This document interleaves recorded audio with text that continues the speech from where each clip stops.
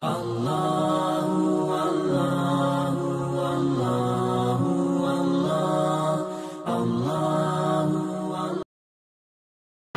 ibu-ibu, jemaah dirahmati Allah Subhanahu wa taala. Alhamdulillah, pada malam hari ini kita kembali melanjutkan pengajian rutin kita mengenai makna-makna tauhid dalam salat, gerakan dan bacaan-bacaan salat. Kita sudah sampai kepada bacaan tahiyat dan kemarin kita sudah membicarakan sampai kepada Assalamualaikum ayuhan nabi wa rahmatullahi wa barakatuh. Kemudian ditambah dengan Assalamualaikum wa ala ibadillahis solihin. Ini ada kata, Bapak Ibu sekalian, kira kata yang mungkin kita baru bisa mencermati. Kata as-solih, as-solihina.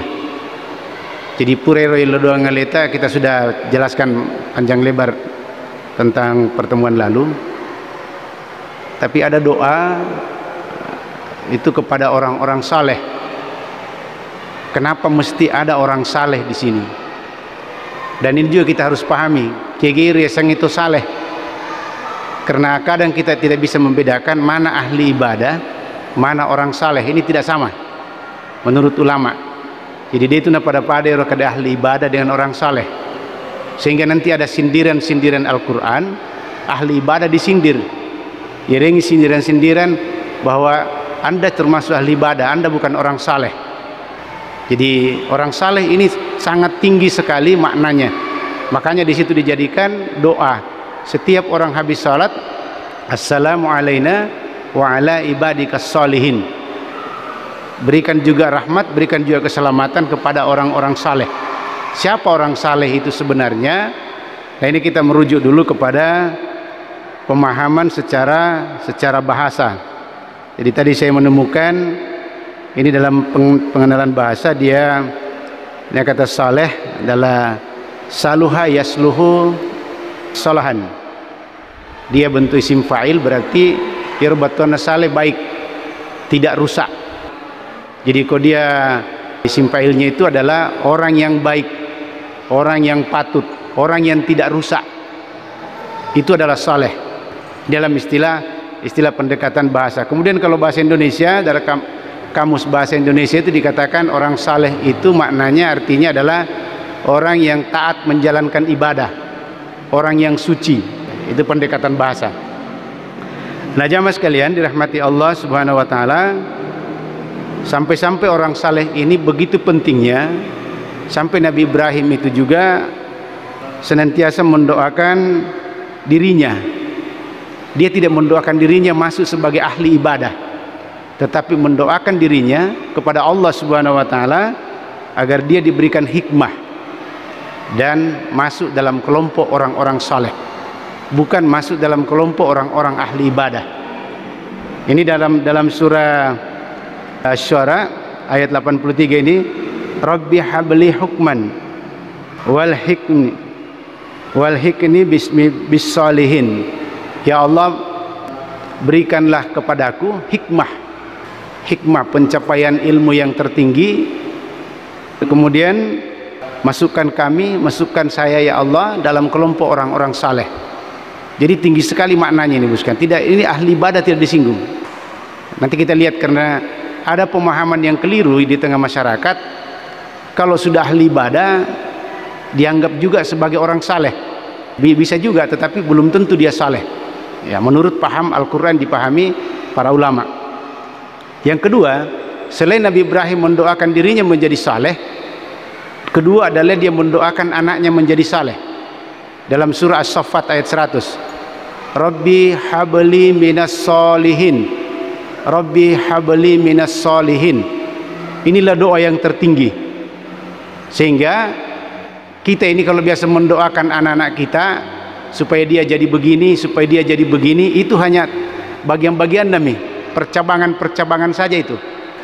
Apa dia ahli ekonomi, dia ahli apa dan sebagainya, ahli hadis, itu hanya percabangan.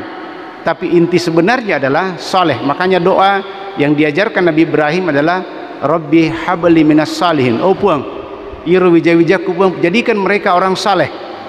Jadikan mereka orang saleh. Bukan bahwa jadikan dia taat ibadah, jadikan dia ahli ibadah, jadikan dia ahli begini, tidak. Tapi jadikan dia adalah orang-orang yang saleh. Begitu pentingnya ini, kita pahami betul ini orang saleh. Sampai-sampai Al-Quran membicarakan orang saleh itu sendiri. Bapak sekalian dirahmati Allah Subhanahu wa ta'ala. Nah, kalau kita melihat kriteria orang saleh itu, bedanya dengan ahli ibadah, kita biasa kalau melihat orang ahli ibadah itu tidak mau diganggu. Dia namanya lemah bicara lino. Katanya dia suhud kepada dunia. Dia cuma beribadah saja kerjanya. Dia namanya ganggu senge ada apa. Kalau kita bicara persoalan kemajuan, jabawan nah, maganggu bawam itu. Kita berbicara tentang perkembangan bagaimana ekonomi misalnya. Itu kan ada begini, saya takut jangan sampai saya digoda oleh dunia dan sebagainya. Lebih saya penuh seharian saya itu mengabdikan diri saya beribadah kepada Allah. Ini rupigau. Ini menurut ulama ini bukan pewaris bumi, tapi dia adalah bicara politik misalnya. Nah, saya kan ulama, tidak usah bicara secara begitu. Tidak usah bicara politik. Tidak usah kita bicara siapa yang harus memimpin negara ini, siapa yang harus menjuarai, mengepalai suatu negeri dan sebagainya. Siapa harus memimpin? Orang nah, madosa bawa kina ganggu bawa si badata. Ini paham-paham seperti ini yang kita pahami.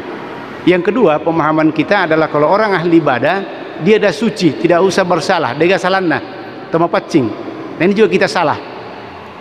Kita salah sangka bahwa orang yang suci itu, orang saleh itu sebenarnya harus salah. Orang saleh itu harus salah karena dia manusia biasa. Dia tidak boleh tidak salah.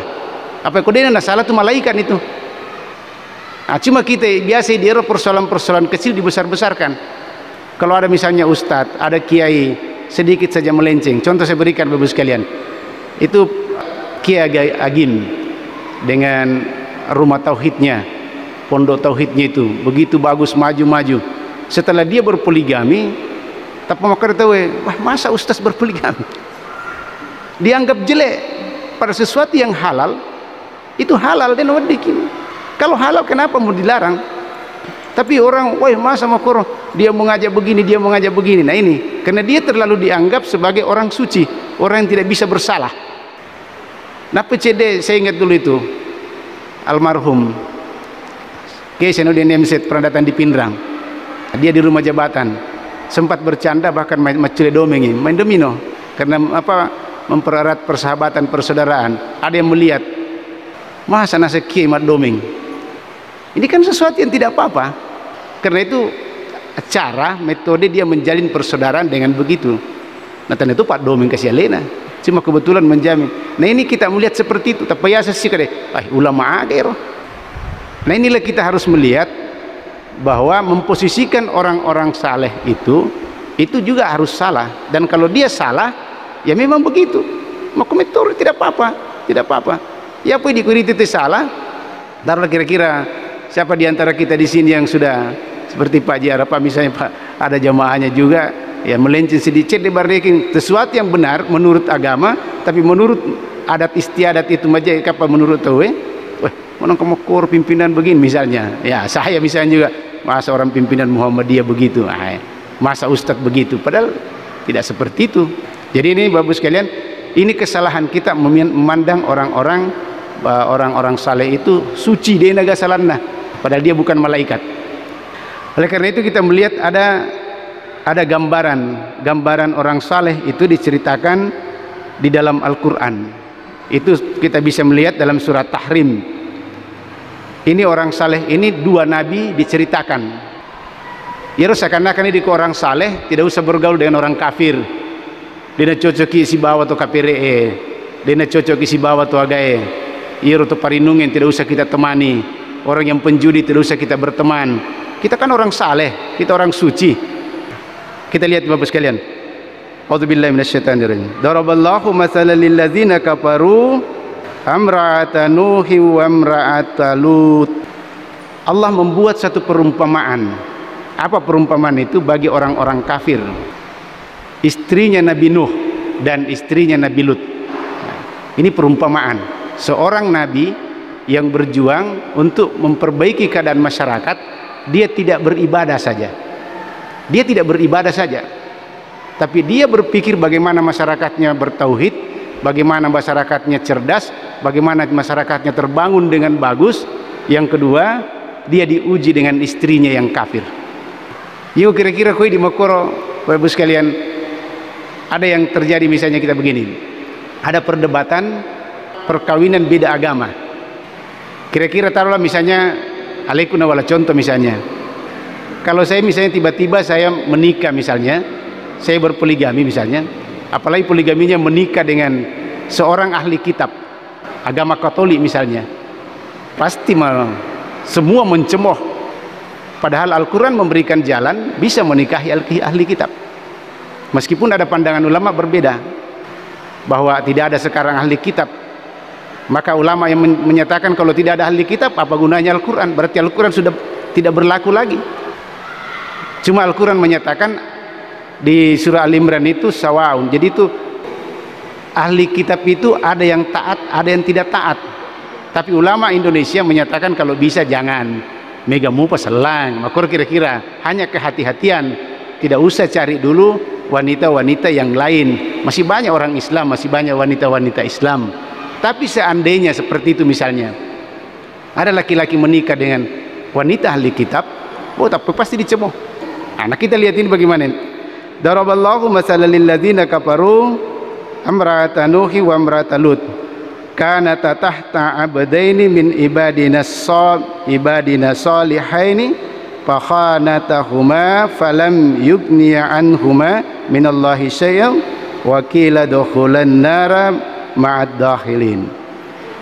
Apa kata Allah di sini? Katakan bahwa keduanya perempuan ini, keduanya ini istri Lut, istri Nuh, itu dalam pengawasan dua hamba yang saleh. Dia tidak katakan dua hamba yang ahli ibadah, dua hamba yang saleh. Apa kalau dia pakai mungkin katakanlah kalau orang ahli ibadah dia Nabi lu si bawah. Ya, karena ada persepsi bahwa ahli ibadah itu tidak mau berdekatan. Ya, tapi ini orang saleh. Selain dia ahli ibadah, dia juga melakukan kesalehan-kesalehan. Dua makun raya berkhianat kepada dua suaminya. Tadinya seorang nabi ini dikhianati oleh istrinya.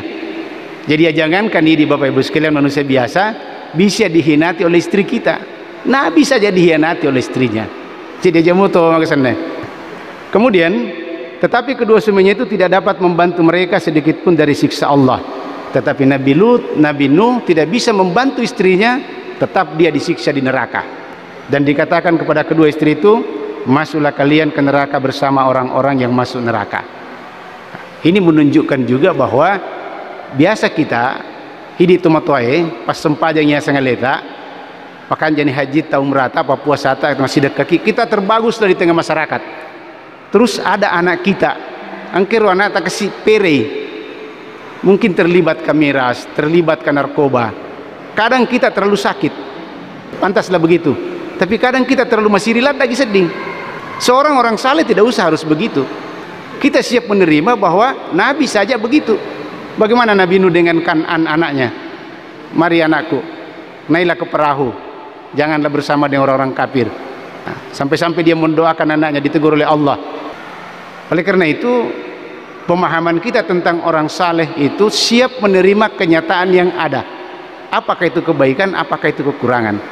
Ya apa dibiasa kena anu majata, masa makwe, saya ini begini, saya ini orang baik, saya ini begini. Kita tidak mau terima kenyataan itu. Al-Quran ini membuka diri kita, terima ya. Ada contoh-contoh dari Nabi. Kemudian makna yang selanjutnya di sini adalah bahwa Nabi ini, kedua Nabi ini berupaya memperbaiki masyarakatnya, meskipun dia dikhianati kekafiran oleh kedua istrinya masing-masing. Yang kedua jemaah sekalian, konteks yang kedua adalah seorang Nabi itu tidak dikatakan ahli ibadah, dia adalah orang saleh. Nabi Sulaiman wading bicara si bolok koloe, bahkan begitu hebatnya dia bisa berbicara dengan jin, begitu dia adalah orang saleh. dia tidak merasa harus dia bergaul nanti pada napa salang, bergaul nanti pada napa atau pas sempajang kayak di mega makoro. Ya ko di napa sempajat tawe kita hindari. Ya ko majajani sifat atau kita hindari. Seakan-akan kita menyatakan iko kelompokmu kelompok majak aku monroye. Saya yang kelompok orang baik-baik di sini. Padahal tidak begitu. Kita ini saleh. Kalau kita menjadi orang saleh, tetap kita ahli ibadah. Karena itu tugas pokok kita adalah ibadah dan kita menjadi orang-orang yang saleh. Kemudian yang ketiga jemaah sekalian, nah ini yang merupakan peringatan kepada orang-orang ibadah, orang-orang ahli ibadah yang dia cuma bisanya beribadah saja, tidak mau bekerja untuk menggerakkan kebaikan-kebaikan ibadahnya itu dalam rangka menciptakan dunia ini bagus. Walaqad katabna fis zaburi mim ba'di dzikri annal arda yarisuha ibadiyas salihin. Kata Allah, sungguh telah ditulis dalam kitab Zabur. Itu di dalam Az-Zikr atau di Lauhul Mahfuz itu, annal arda majepuyetu linoe. Sesungguhnya bumi ini yarisuha diwarisi ibadiyas salihin, diwarisi oleh orang-orang saleh. Jadi pewaris bumi ini orang saleh, bukan ahli ibadah.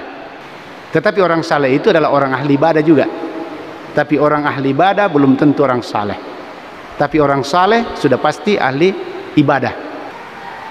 Jamaah sekalian dirahmati Allah Subhanahu wa taala, maka di sini kalau kita pewaris, diwariskan ini kepada orang-orang saleh, maka kita membayangkan bagaimana benak orang saleh. Ada ulama membagi dua orang saleh. Ada orang saleh dunia, ada orang saleh dunia akhirat. Ya roko saleh dunia tahu, makanya itu dikatakan setiap suatu kondisi negara atau setiap satu bagian ada kepemimpinannya, mesti angkat tu makanja okutu. Denang karena dia angkat tu makanja, mesti angkat tu makasih okutu, mesti angkat tu adil okutu. Mesti yang kekutu maperingerang. Yakin saja karena ini diwariskan.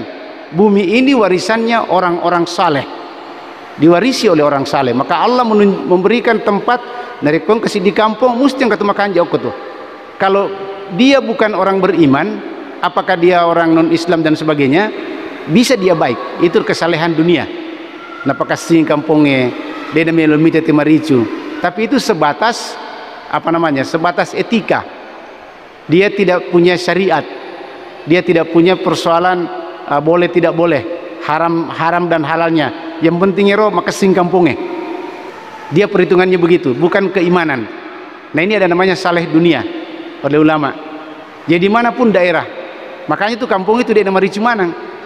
Tidak semua daerah itu ribut. Tapi di sini inilah keadilan Allah Subhanahu Wa Taala. Jadi Allah itu betul-betul menjaga bumi ini dengan melahirkan orang-orang saleh. Karena pewarisi na ya kampungnya linoewe orang-orang saleh. Maka dari itu tidak ada daerah yang tidak, pasti ada.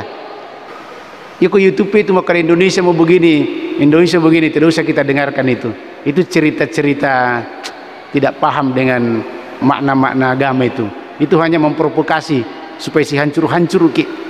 Itu baru-baru lagi ini banyak sekali lagi berita saya lihat itu mengenai menyangkut presiden, penurunan presiden dan sebagainya.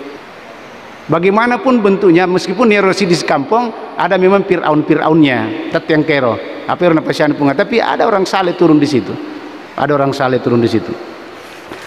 Kemudian dilanjutkan oleh ayat-ayat tersebut itu bahwa inna fi hadza la balagan liqaumin abidin.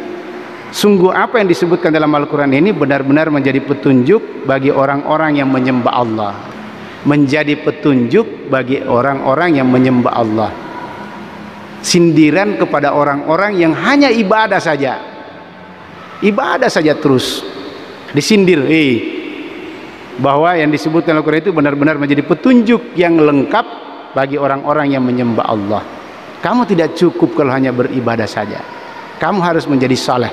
Sehingga kebaikan-kebaikan ibadah itu juga menjadi kebaikan pada masyarakat. Kebaikan membangun dunia, kebaikan membangun peradaban. Inilah yang dipahami oleh ulama-ulama.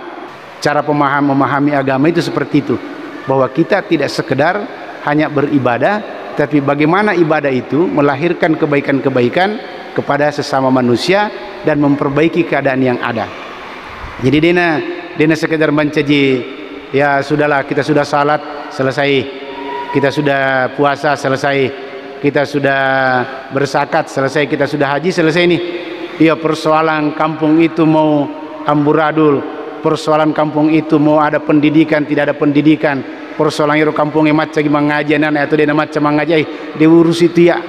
Persoalan kampung itu orang saling menyatukan pemahaman apa namanya atau tidak. Wadigokoro di antara satu agama dengan agama lain bisa menyatukan diri, membangun keadaan itu atau tidak. Ai pajde itu yo pigo yoro melo maya pakan jaki sumpah jaku pakan jaki aku dan sebagainya. Nah, ini tidak seperti itu jamaah sekalian. Dan ini juga dicontohkan oleh Nabi.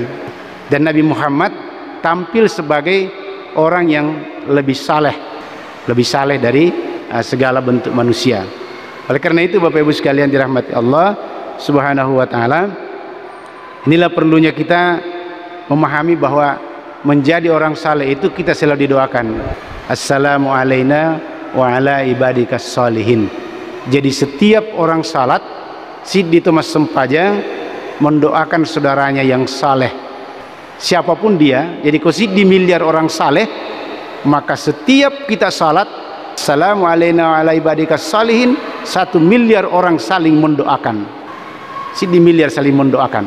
Hebatnya ini agama kita jamaah sekalian. Jadi kalau makiro, mari kita menjadilah menuju kepada orang-orang yang saleh. Nah, kalau kita bisa menuju kepada kesalehan ini, insya Allah ya itu tadi.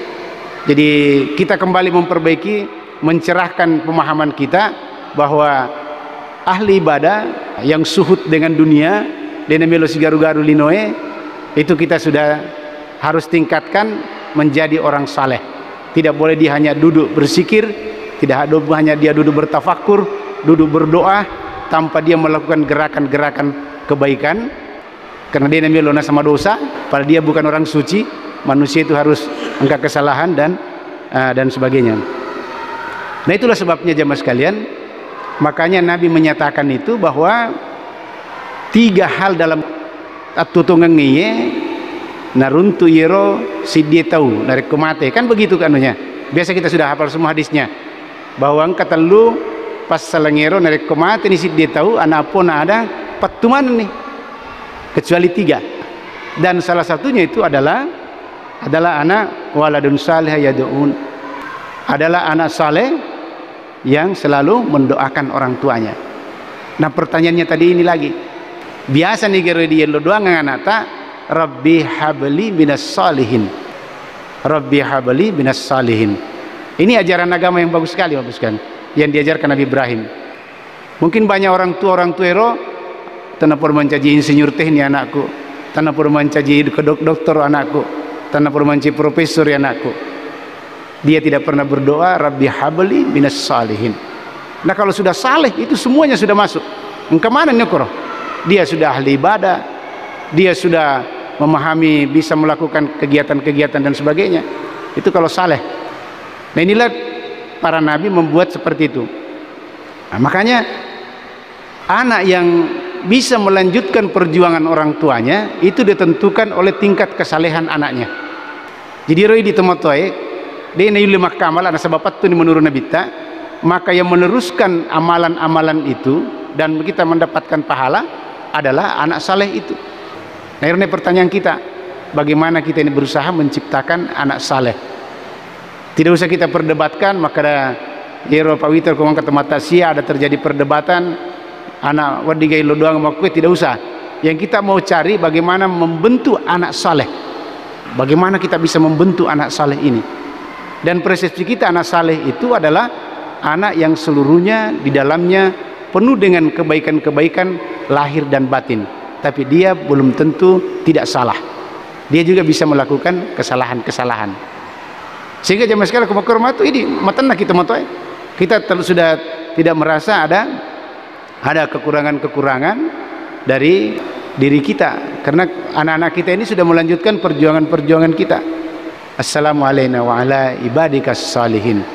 Jadi itu makna-maknanya Allah menyimpan itu kata saleh bukan sekedar Ya maka kita assalamualaikum ya ayuhan nabi, bolehlah kita merupakan terima kasih kita kepada Nabi bahwa kita ini diberikan hidayah atas petunjuk-petunjuk yang dituntunkan Nabi, syariat yang diterima Nabi dari Allah diberikan kepada kita sampai kita ini juga bersyariat.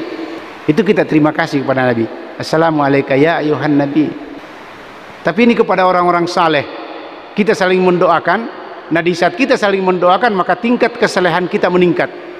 Tingkat kesalehan kita meningkat. Tapi saya tidak tahu apakah kita ini di saat membaca itu assalamu alayna wa ala ibadikas salihin, itu kita memang ada dalam hati kita itu berdoa.